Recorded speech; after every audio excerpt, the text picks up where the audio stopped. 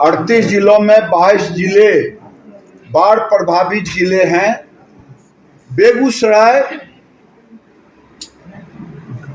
भी उसमें बहुत ही बाढ़ प्रभावित है, क्योंकि 3 नदियों से घिरा हुआ, गंगा, बलान और गंडक। 8 ब्लॉक पूर्ण रूपेण फ्लड अफेक्टेड हो गया है और इसे बाढ़ क्षेत्र घोषित करके किसानों को उसका लाभ दिया जाए और बाढ़ के बाद किसानों के लिए बीज और खाद की व्यवस्था तुरंत हो।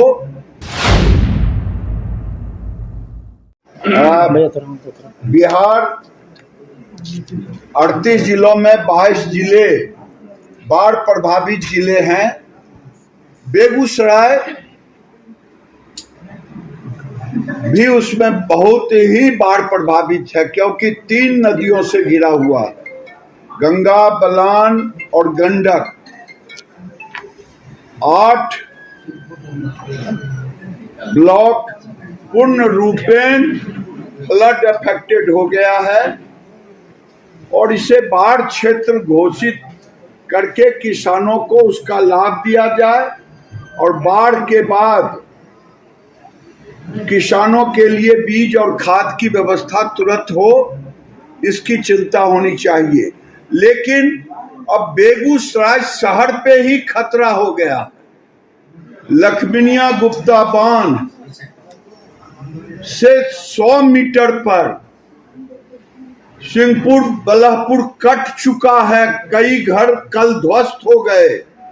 अगर ये कट करके लखमीनिया गुप्ता बांध कटा तो बेगूसराय बह जाएगा। इसलिए मैं प्रशासन और माननीय मुख्यमंत्री जी के नजर में देना चाह रहा हूं, तात्काल और बाढ़ के बाद जो यहाँ फ्लड फाइटिंग होना चाहिए बलहपुर का मटिहानी प्रखंड में, और जो आपने 2021 में घोषणा की खोरमपुर से पश्चिम एक रिंग बांध का, ये 2 नहीं हुआ तो बेगूसराय आने वाले दिन में शहर नहीं बचेगा। किस तरह की व्यवस्था की गई है? कहीं न कहीं जो जिला प्रशासन का जो व्यवस्था होना चाहिए वो व्यवस्था सही तरीके से नहीं किया जा रहा है। ऐसा है, विधायक जी ने कहा कि प्रशासन की ओर से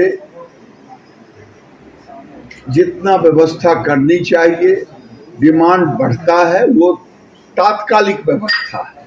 वो व्यवस्था हमें पूर्ण निदान नहीं देता है। पन्नी हो, कम्युनिटी किचन हो, ये तात्कालिक होता है। हम चिंतित हैं तात्कालिक भी हो और जो अस्थाई निदान, नहीं तो बेगूसराय शहर खतरे में, इसकी चिंता हम लोगों को है। और इसे जब तक अब बाढ़ का पानी धीरे धीरे अगर कमेगा, तो अभी घर गिरना शुरू हो गया 100 मीटर पर, मैंने बार बार कहा कटाव शुरू हो गया है। अगर लखमीनिया गुप्ता बांध कट गया तो बेगूसराय बह गया।